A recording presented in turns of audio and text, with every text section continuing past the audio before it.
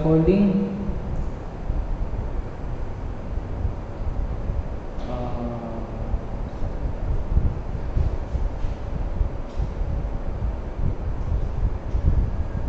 Basic terminologies, secret key and secret algorithms, unconditional and computational security, tapos na, brute force, tapos na yung brute force.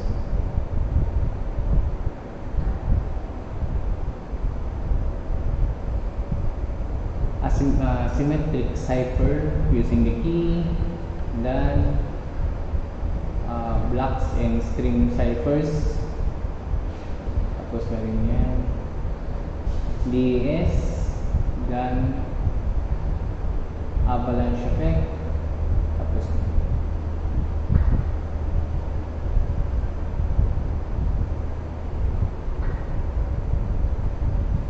advanced encryption standards.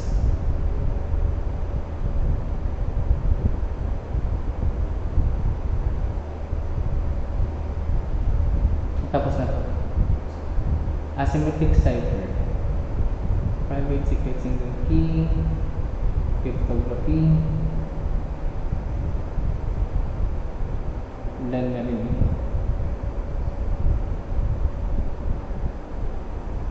Yeah, tapos na rin. Oo, tapos na rin. Okay. Ilang slides pa? Ako, ang dami ko pala. Ang dami ko pang tatapusin. Okay, so let's start with tapos ko na rin ito eh. RSA, the most popular one. Printf block size. Tapos na ito. Okay.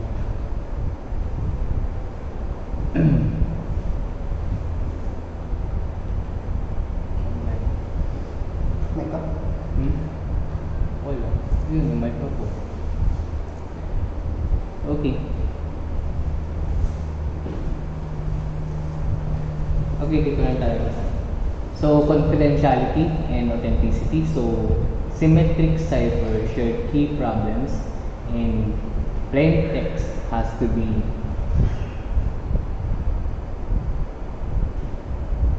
intelligible, understandable, and then we have the asymmetric cipher. For the asymmetric cipher, that is too expensive.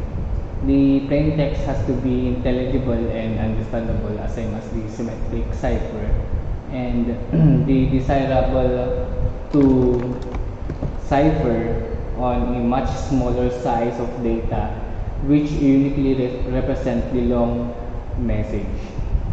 Okay, so that is for the symmetric and then the asymmetric. Take note that the plain text is the human language, and then the cipher naman, that is the converted code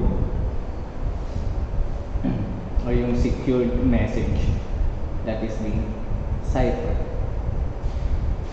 We have also the hash function. So mostly in our database, siguro naman you have already heard about hash. We have the hash code. Sana ito na lang palang ginamit ko yung desktop. Anyway, for the hash code, so hash code according to educative.io, the hash code is an integer value that is associated with each object in Java. Its main purpose is to facilitate hashing in hash tables, which are used by data structures like hash hop. Okay, we have also ito to in database management system. Gumamit na ba kayo ng SHA-256 with 64 characters? We have also the MD5 for hashing.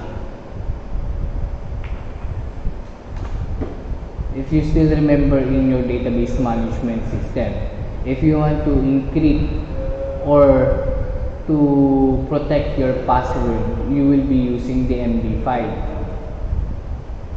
Okay? Kung maalala nyo pa. This is the old one, the MD5.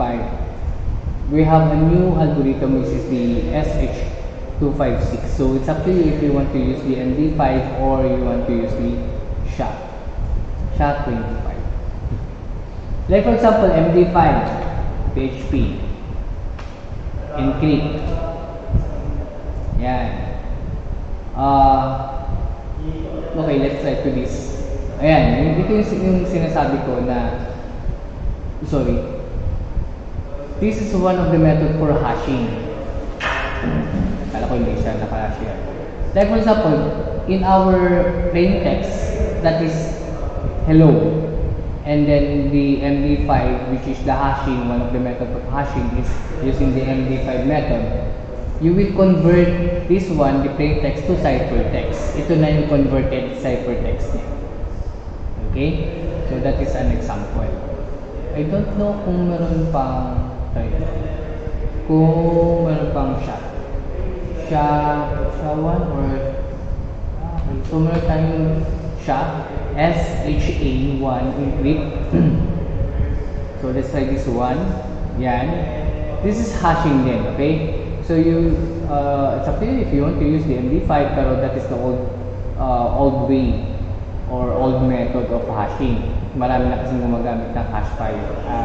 I mean MD5. We have the SHA-1, and we have the SHA-256. Is that 256? Yeah, 256. So wala pa, hindi pa siya sa PHP. We don't have that yet. How about the other SHA? SHA-512. By the way, the 256, the 512, that is the number of, if I'm not mistaken, that is the bit. Kung kano karaming bit or byte. Okay, yung 101010. So, okay, so for the PHP, you can use the MD5. Yan, MD5 or yung SHA-1. Okay? Yan. If you want to, mostly kasi this is used for encrypting your password. Okay? In your database. Ginagamit din namin yan. Okay. So, hash function condenses arbitrary message to fixed size. Kasi I usually assume that the hash function is public and not keyed. Hash used to detect changes to messages, yung pinakita ko kanina, like in my demonstration a while ago. So can you use various ways with message, and most often to create a digital signature. Okay? So not only for encrypting the password, but if you want to encrypt also your message, yan. During my college days, we use this one to encrypt naman. During my college days, that was year 2004. Text to binary. Like for example, if you want to send a message to our classmate or to our loved ones, we are using this one. Like for example, I love you, for example, convert. Okay, so if we want to encrypt this one, this message, the plain text or the original text to encrypted message, we'll be sending this one to our classmate, and then they are the one who will decrypt, okay, to see the plain text.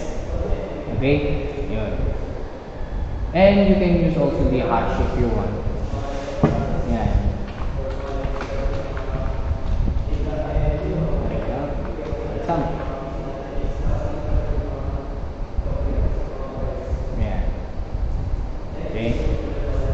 And then again, we will be using this one to decrypt po. So I think we have parang kulang oras natin. Anyway, SHA-1 encryption and decryption. Meron bang online?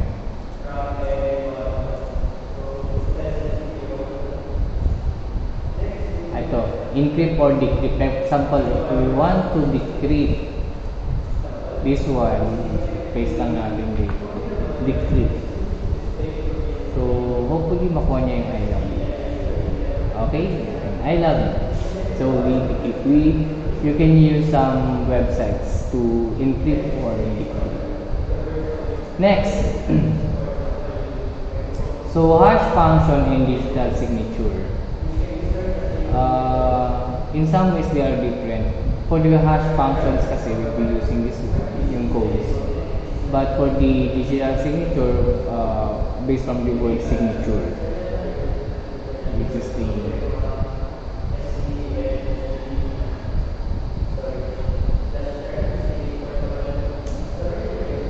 anyway, we have the to authenticate the digital signature, they're using image processing.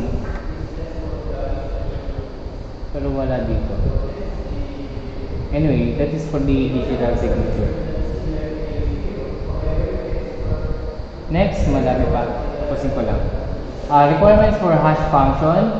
Number 1, can be applied to any size message. And number 2, produces fixed length output hash or H. And 3 is easy to compute for any message.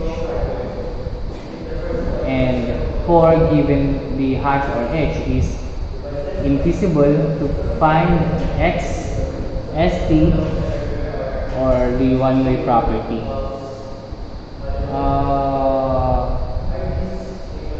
This is the message and this is the hash function. Pero we have the method dun. Like for example, try lang natin.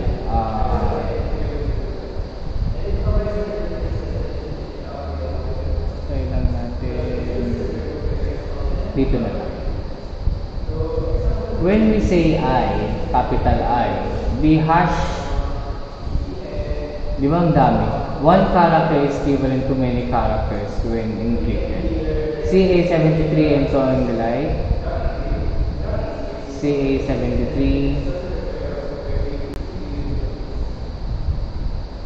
That is CA73. Pero meron siyang one kasi ito, meron siyang what do you call that one? Algorithm for that. Let me see. For example, SHA-1 algorithm.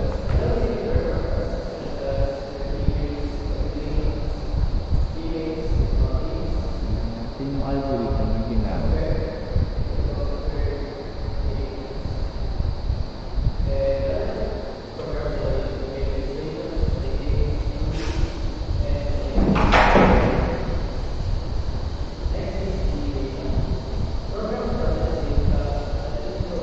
So according to our Wikipedia, one iteration with the SHA-1 compression function A, B, C, D, and E are 32 bits word of the state. F is a nonlinear function that varies. Denote a left bit. Meron siyang left bit rotation by n place. N varies for each operation. WP is the expanded message word of round T. And then K, T is the rounded constant of round T. Denote additional modulo. So gumamit din siya ng modulo. 2 raised to 32. Pero meron pang mas madali kasi ang algorithm for this.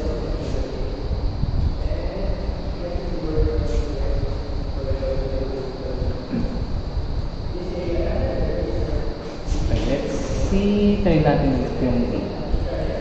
That is capital A.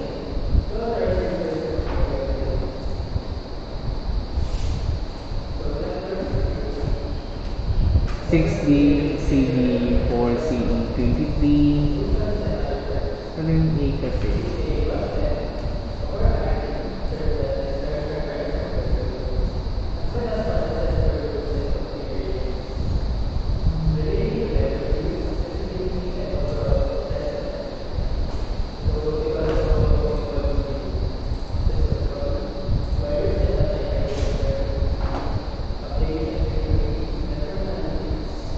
Ito yung program, sample program.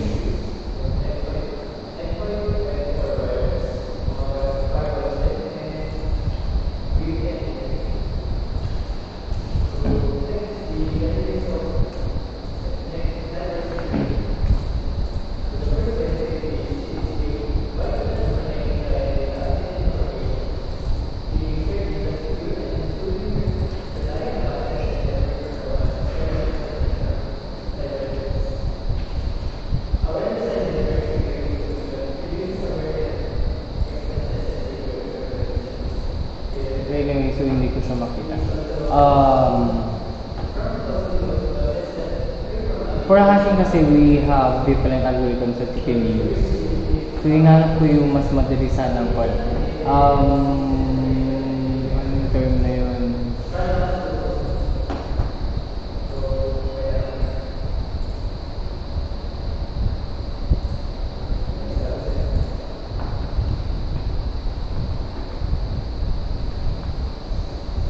Na-discuss mo na rin yun, wait lang. I forgot the term.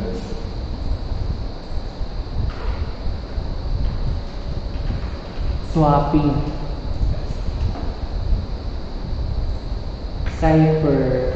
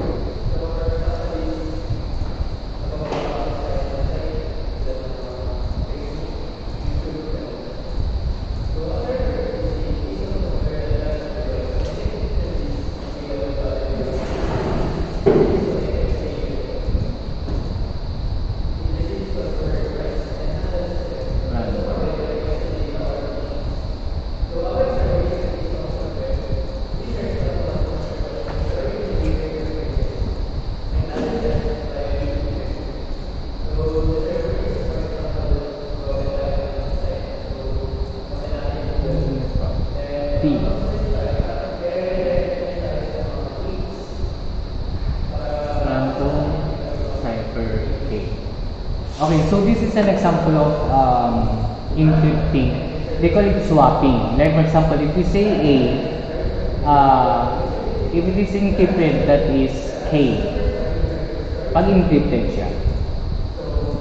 Okay? In the cipher for the K, capital K,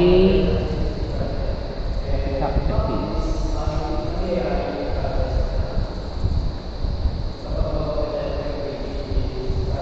yung plain text niya is small letter A. Pero K pa yun. Anyway, yun. Okay, this is called swapping. This is the basic algorithm for the hashing. Yun yung pinakamadali. But then again, there are some algorithms na it is equivalent to 32 bits. Yeah. Sometimes 32 bits, sometimes 256, so it depends. The more bits that you use, syempre mas marami siyang characters. Okay? Yan. Swapping pala siya for Anyway, so let's continue.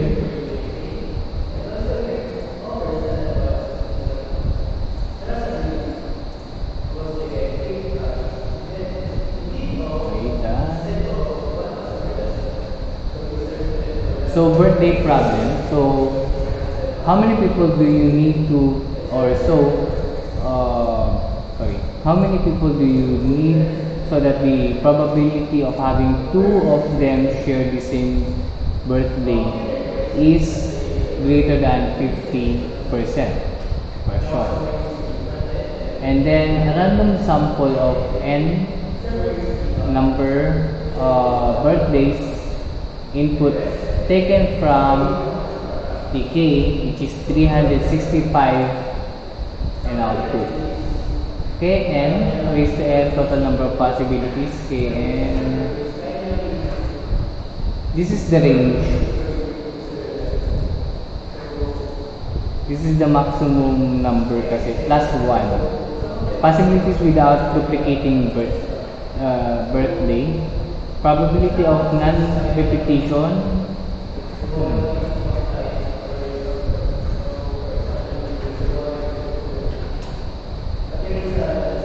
So each pair has a probability of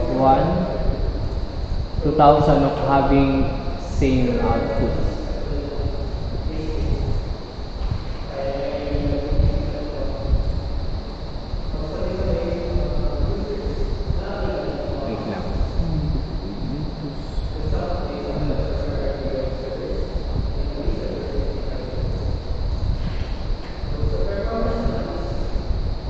Statistics, probability.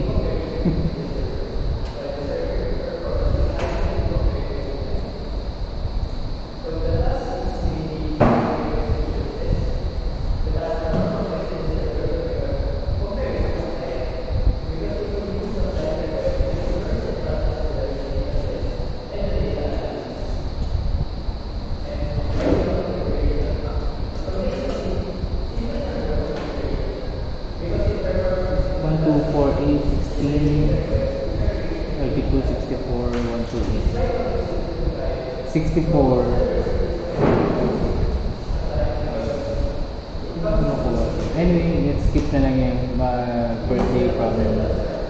Ito muna tayo. So, how many bits of hash? So, for example, in the 64-bit, you double it. Pag dinouble mo to, that is 128 bits, which is 2 raised to 32 messages to search. So, syempre, mas maraming bits. Mas safer, but then again, for decrypting, mas matagal siya pag mas marami. General structure of secure hash codes. So we have the functions here. IV, initial value, CV, chaining variable, and then VY is the ith input block, and F comparison algorithm, and L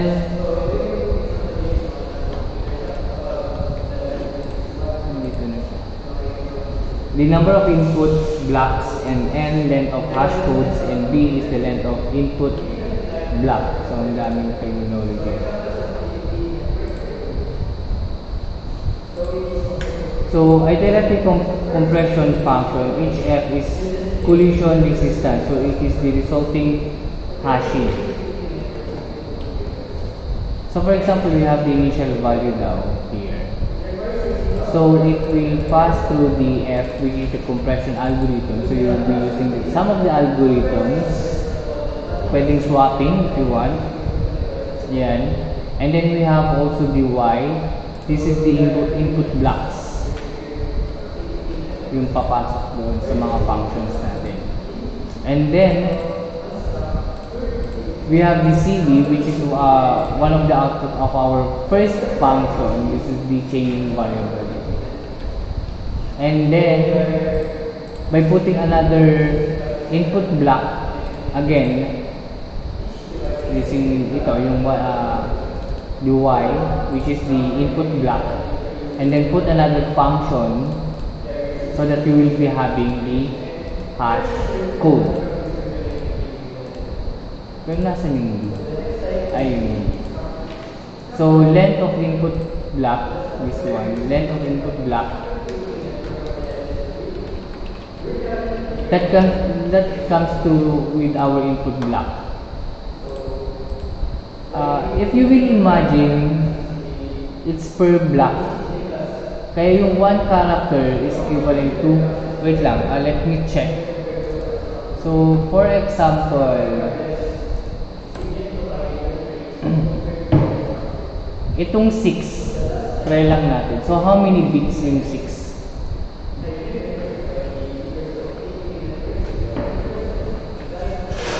Bit binary. Bit. Okay, so yung 6 is 48 bit. Bit. Digital storage.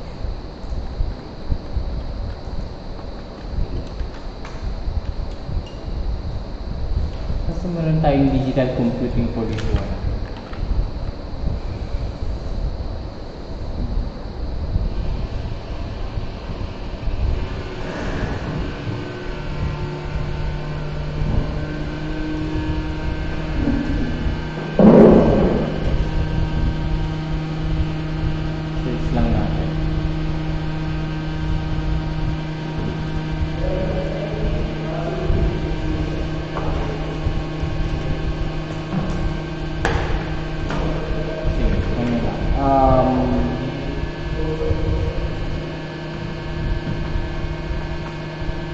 Binary code. Gamit na tayo ng binary code.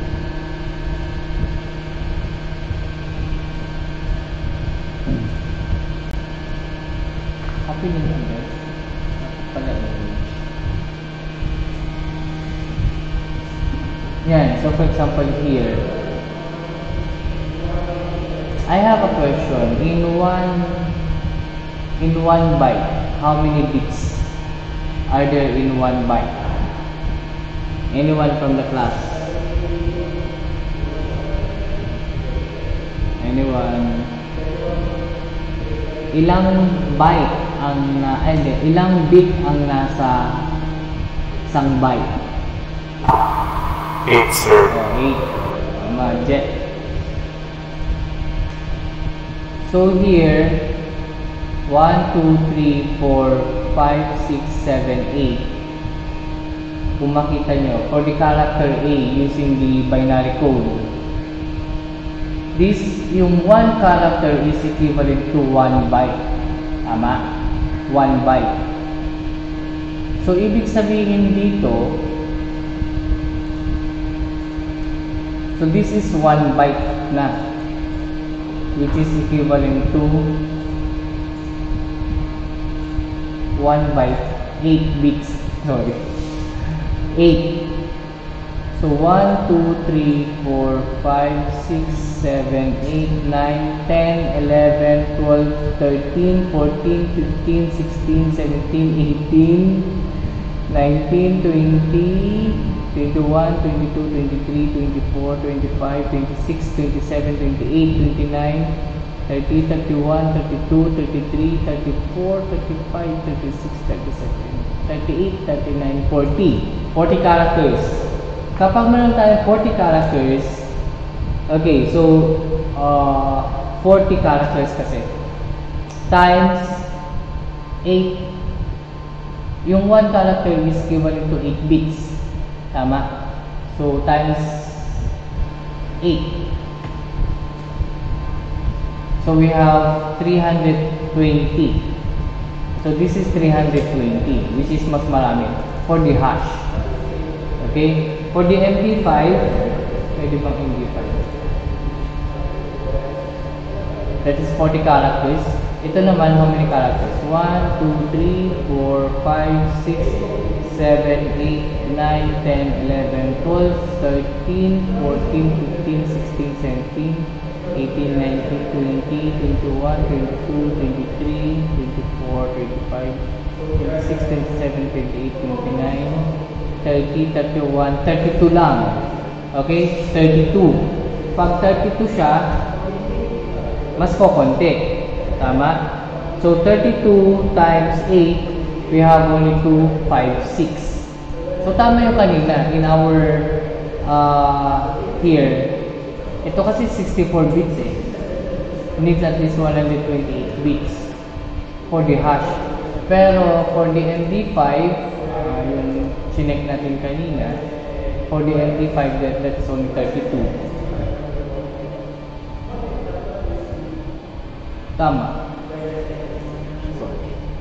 So 256 bits. Okay? So for the MD5, we are using the 256 bits. Okay? Pero yung SHA, that is 40. 40 times 8, that is 320. Mas maraming bits naman for the SHA or SHA1. Okay? So yan. At least nakita na natin kung paano siya. Ito. Okay? And also this one. Kasi per block chaining volume. So message digest version 5. So input message, output is 128 bits digest. Okay? So here for example, in one character that is 128, pero mas mababa. Okay? Not like in our example a while ago, using the MD5, that is 256, di ba? You remember yung kanina, pag MD5 yung ginamit, that is 256. 256 bits. Pag MD5, for the SHA, 1, ilan na yung 3? Limutan ko na. 40 characters times 8, that is 320 bits. So, 320 bits. So, depende. But here, this is another hashing, yung old version niya. That is only 1 to 8 bits. So, ilang characters lang yun, di ba? Check natin kung ilang characters. So, 1 to 8 bits divided by 8. Kasi 8 bits are equivalent to 1 character. So, 16 lang. 16 characters. 16 characters. 16 lang na ganito ang kaya niya. Which is yung kalahati. Okay? So, until recently, the most widely used hash algorithm is in recent times has both brute force and cryptanalytic concerns. So, specified as Internet standards RFC1 1321. Pero ito kasi mababa lang ito 1 to 8 bits. But nowadays we have yung kanina we have 320 bits and we have also 256 bits. Mas marami na. Okay? So this is the overview. Hindi ko na i-discuss to. Kasi magkukan na lang tayo. Wala na tayo masyadong computations. Kasi compute pa to eh. Ito yung MD5. So MD5 overview, the path message is its length is 448 mod 512. Append a 64-bit original length value of message. Initialize 4 words, 1 to 8 bit MD buffer ABCD. Process message is 16 words, 512 bits block. So use 4 rounds of 16 bits operation in the message blocks and buffer. Pero yung point kanina, we are using the MD5 here. That is 256. That is equivalent to 256 bits lang siya.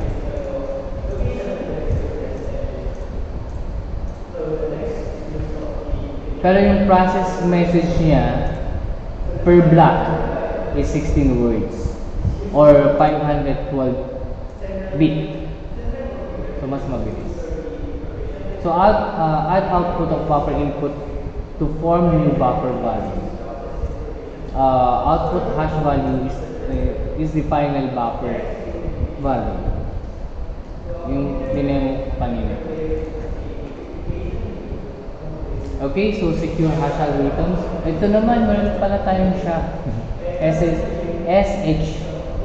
So, which is mas maraming characters. So, if you notice a while ago. So, SHA is specified as the hash algorithm in the Digital Signature Standard, DSS, NIST 1993. Input message must be less than 2 raised to 64 bits. And not really a problem. So, message is processed in 512 bits per block or blocks sequentially. Pero pareho lang siya, no?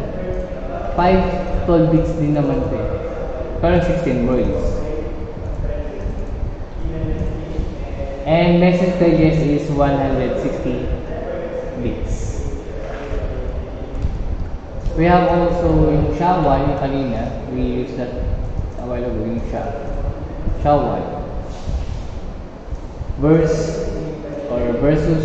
the MD5. So brute force attack is harder, 160 versus yung 128 bits for the MD5. So which is mas kokonte si MD5. The characters for the MD5 is much more lesser than the SHA-1, SHA-1.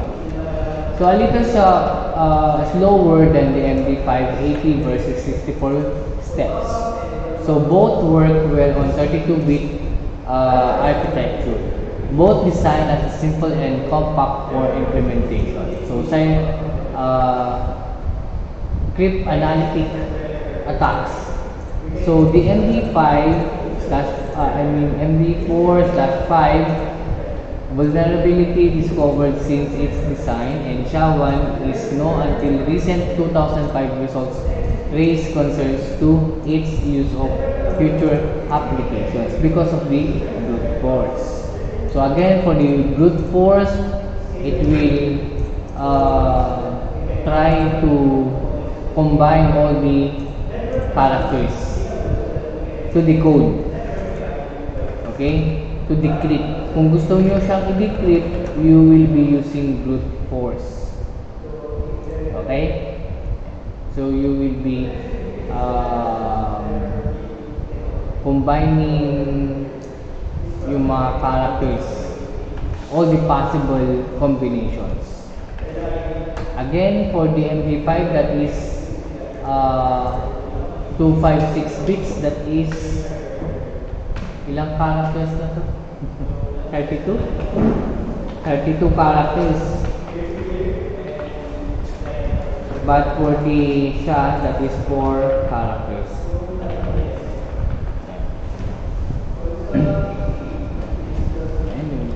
For 1 character lang yun, 1 character, that is equivalent to 32 characters pag na-encrypt na siya.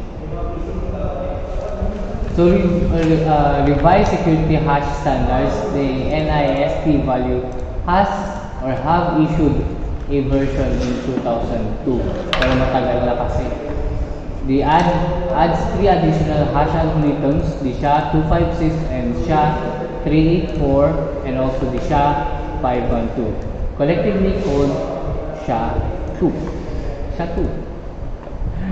Okay, so yun. But in our PHP nowadays, we're still using the MD5 and also the SHA. But for me, SHA is much safer rather than using the MD5. Kapag gagamit ka ng brute force or if you want to decrypt, if you want to hack, diba?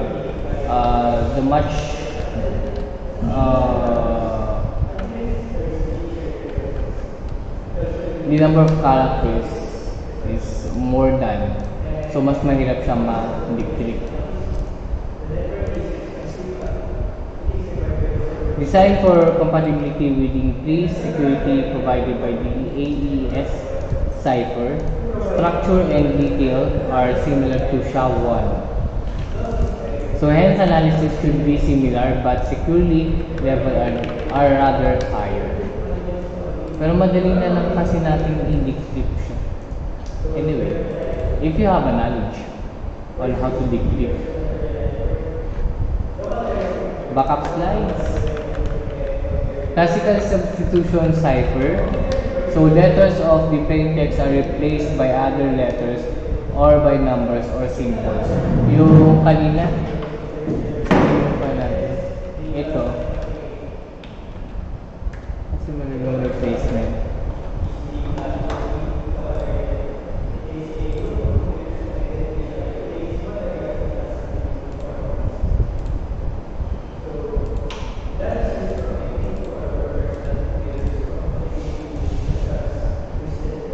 Okay, anyway, para mabilis. Yun, so for the ciphers, it's either you replace, yeah.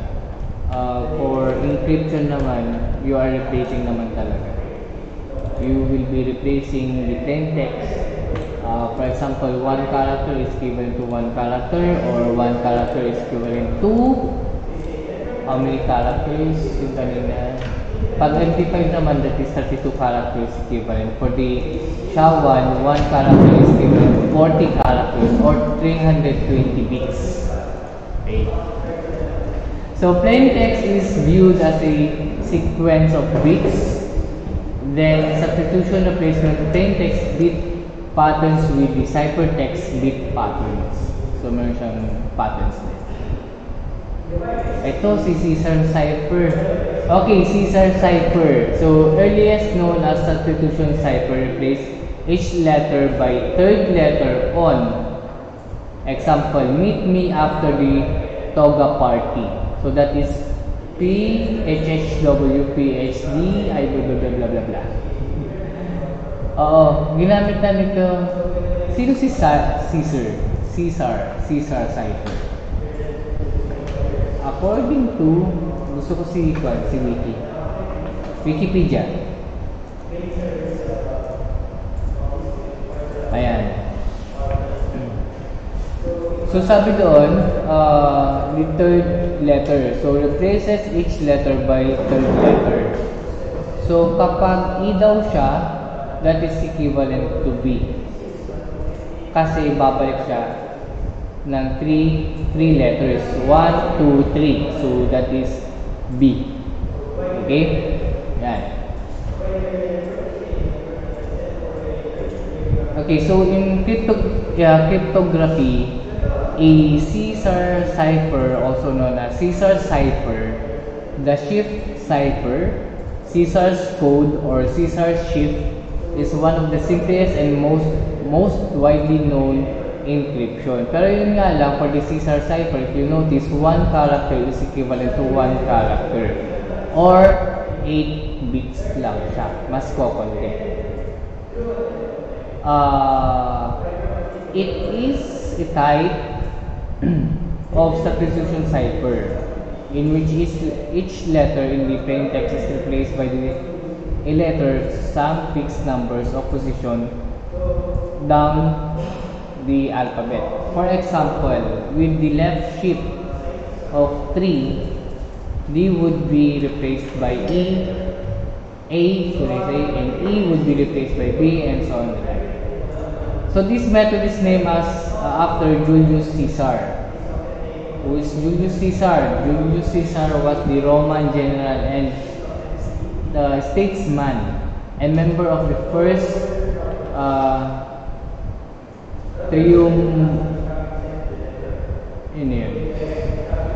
don't know how to pronounce it well. Anyway, yun si Caesar cipher. So Roman general siya. Who used it in his private correspondence. So the encryption step performed by Caesar cipher is often incorporated as a part of more complex schemes such as the linear cipher. This cipher is a method of encrypting alphabetic text where each letter of the plain text is encoded with different Caesar cipher, whose increment is determined by the corresponding letter of another text. Meron tayong open window.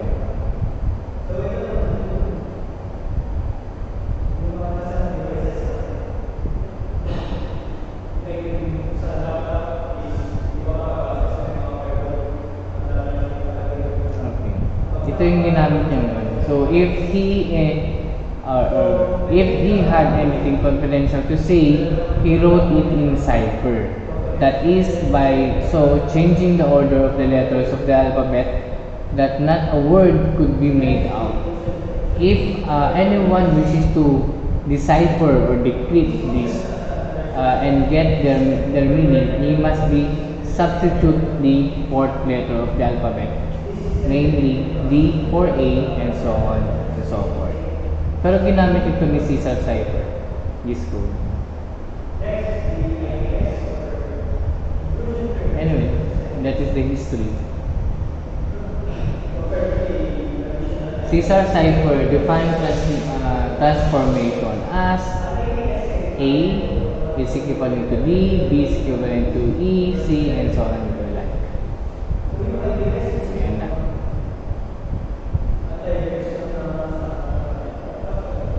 So, crypt analysis of Caesar cipher only have 25 possible ciphers. So, A maps to B until Z. So, given ciphertext, just try all shapes of letters. Do need to recognize when have plain text. Example, break ciphertext G C U A V Q V T G C M, and how to make it harder. So, hindi na natin ito i-decrypt. So, mono-alphabetic cipher. So, rather than just shifting the alphabet, could shuffle, jumble the letters arbitrarily. So, each plain text letter maps to a different random ciphertext letter. Key is 26 letters long.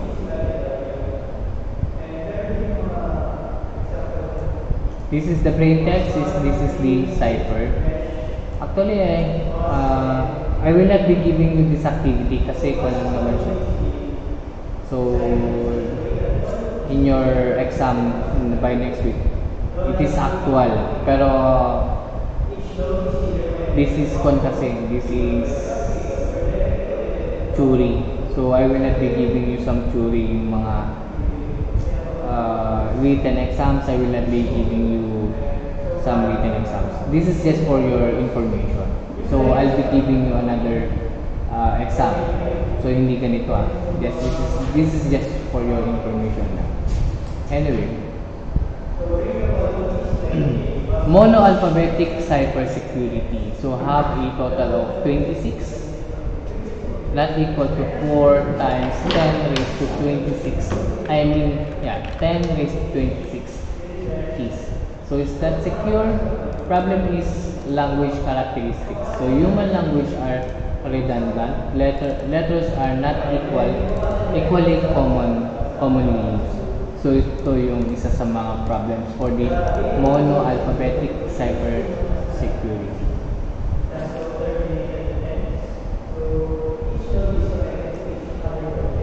English letter frequency. So, not all human language have varying letter frequency, though the number of letters and their frequencies varies. Like for example, in English letters lang,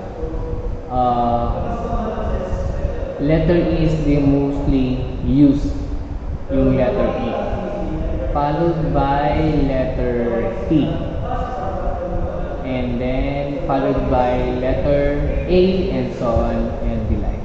So that is the English letter frequency. So example of crypt analysis, so given ciphertext, yan. So count relative letter frequency, see text. So this is the text, and then guess P and Z are E and T. Guess C, W is TH, and hence ZWP is the processing with the trial and error finally there. It has disclosed yesterday that several information but direct contacts have been made with political representatives of the Viet Cong in Moscow. So this is the ciphertext, and this is the equivalent plain text. Galing na. Okay, so transposition ciphers. So now consider the classical transposition or permutation cipher. This hides the message by rearranging letters order without altering the actual letters used. Any shortcut for breaking it, and can recognize this since have the same frequency distribution as the original text.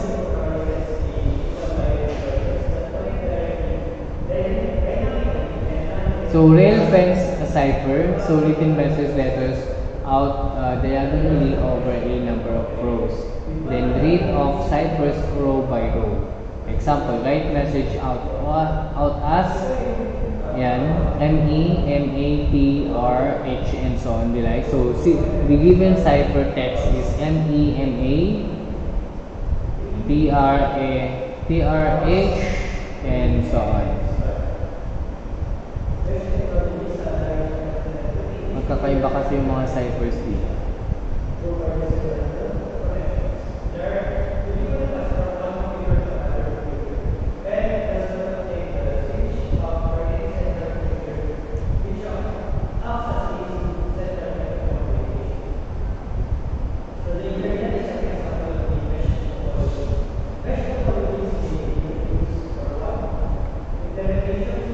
See, it's already 10:21. Anyway, you can have you can, if you want, you can conduct a research on this if you want. So product ciphers, so cipher using the substitution. Actually, all the ciphers naman is substitutions or transpositions are not secure because of the language characteristics. Hence, consider using the several ciphers in succession to make harder. But two substitution makes another substitution. Pwedeng ganon. Yung one character is equivalent to 10 characters, but for the 10 characters, parang here, di ba yung one character is equivalent to 32 characters using the MD5? Pero yung one character, you can convert that to another code. Okay? For the cipher, yung decode, I mean encrypted code niya. So yun. Parang yung two substitution make another substitution. Pwedeng ganun. So, through transposition making more complex transposition. By the way, I'll be giving you an idea on your exam. It is plain text to cipher. So you will be creating a program that will convert the plain text to ciphertext. Okay? Encryption and decryption. Yun ang gagawin nyo sa prelim exam ninyo. Okay? So, just for your information. So, through two transposition makes more complex transposition, but a substitution followed by a transposition makes a new, harder cipher. So, this is bridge from classical to modern ciphers. So, cryptanalysis scheme. So, ciphertext only.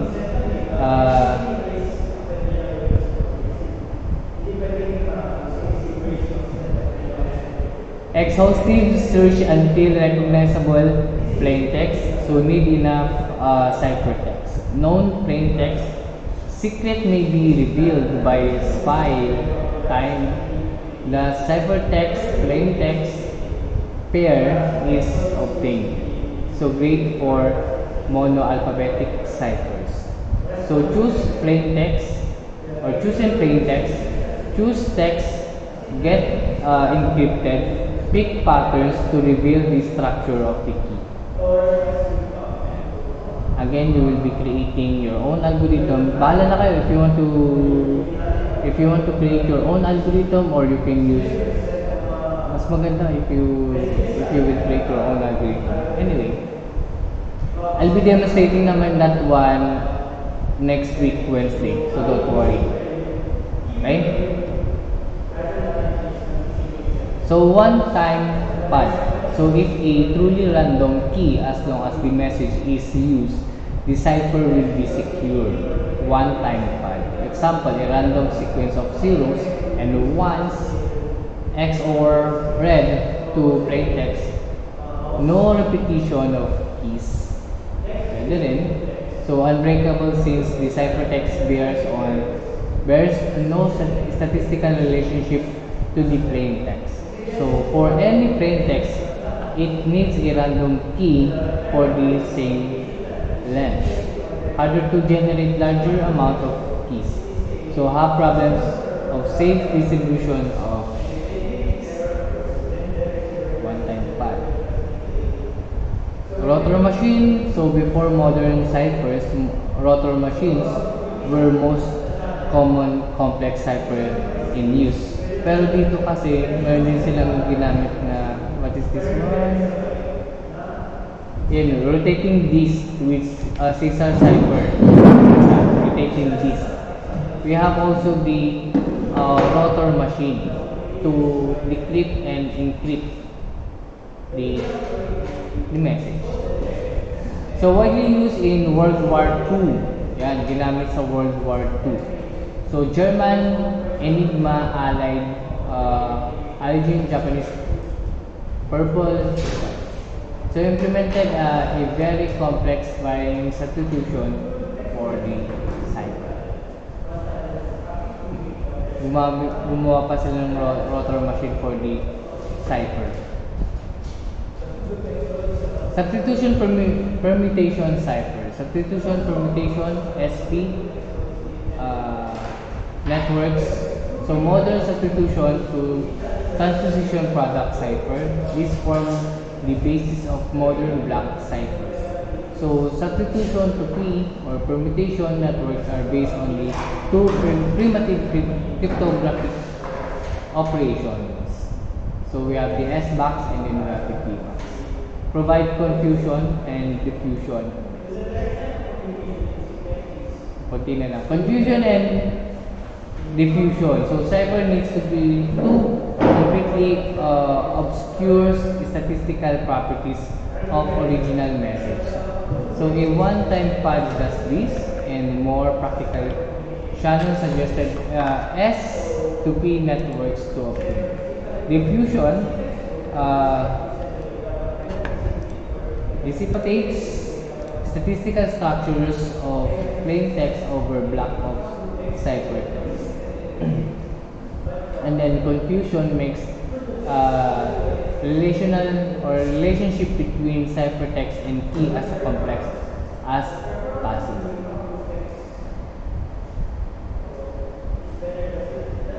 For the confusion, we are using keys.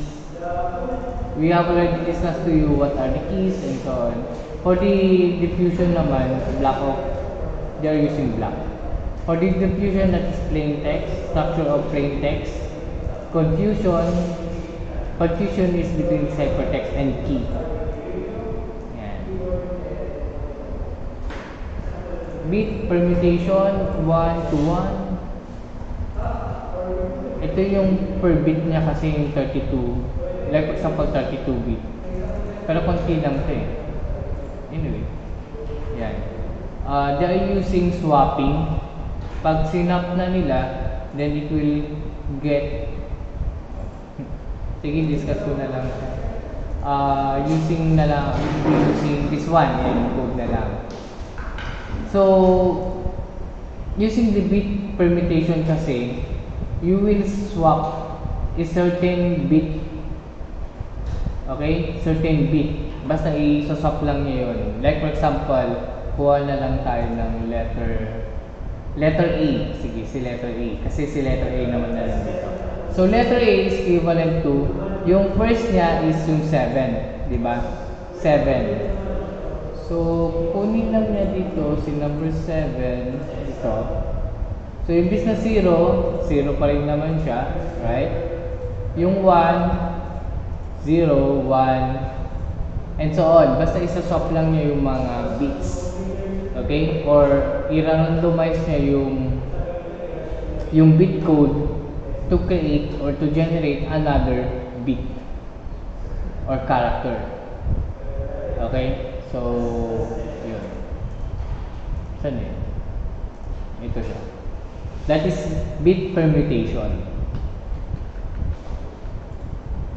So, block cipher principle. So, block cipher look like an extremely large substitution would need table of 2 raised to 64 entries. So, marami yun.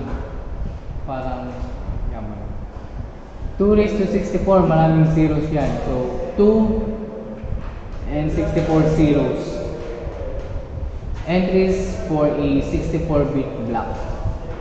Instead, create from smaller building blocks using the idea of a product cipher. So, ideal block cipher, yun din, swapping din naman siya. Decoder and then we have the encoder. Per rounded or per round key generation, so initial permutation of the S key. Yan. So, for example, so we have 1 round, pero 28 bits. 28 bits. Circular left shift, then circular left shift to create a permutation with this card. Pero 48 bits lang yung output niya. So rounded 1, 2, 9, 16, single shift, other 2 bits.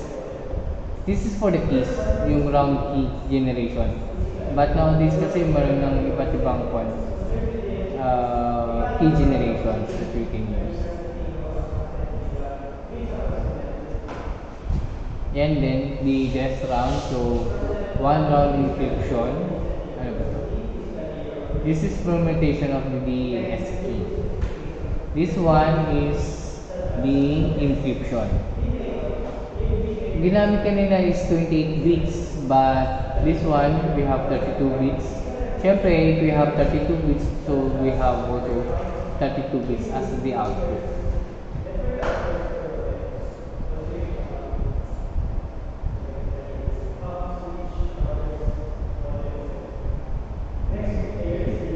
Sige, huwag na natin pakialaman yun. Kasi computation na naman siya. So, using hash for authentication, assuming share a key AB, so Alice to Bob challenge R A.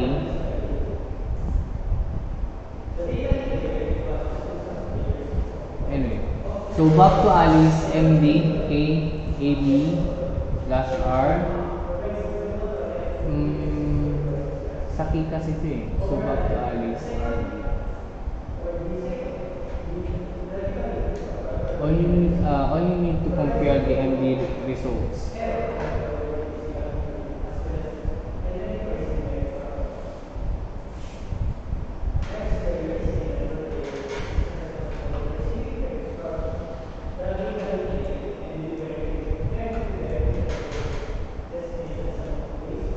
Ito yung key niya, MD KA slash R. So that is the key. Pero yung alam niya sa MD.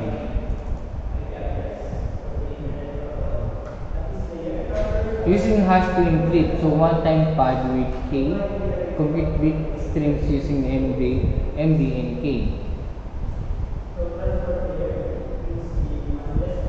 Plus the message box. So, is this a real one-time pad?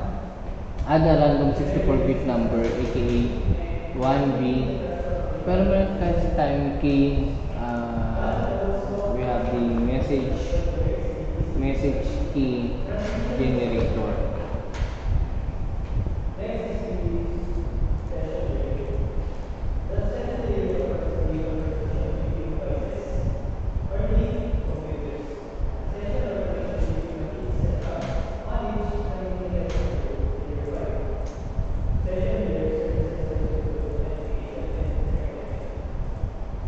ito, for example, we have the CSFGN message. So, key generator utility processing.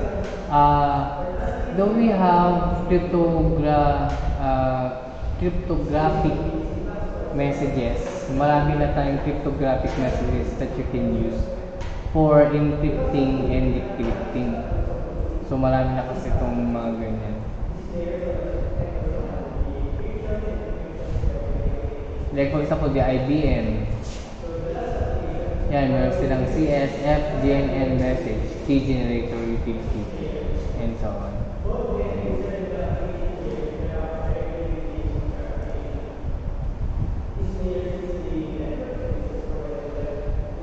Wala na. So basic, that is our last slide. Basic steps. Step 4. 80 steps processing of 5 12 bits blocks, 4 rounds, 20 steps each. Each step, so input, W, a 32-bit word from the message, 8, 32-bit. Ilang characters ito yung 32? 8, 16, 1, 2, 3, 4. 8, 16,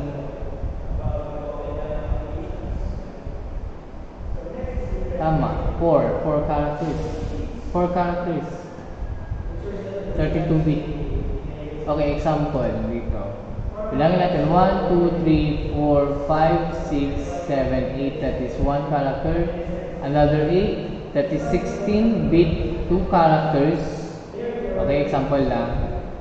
So, 8, 8, 16, 24,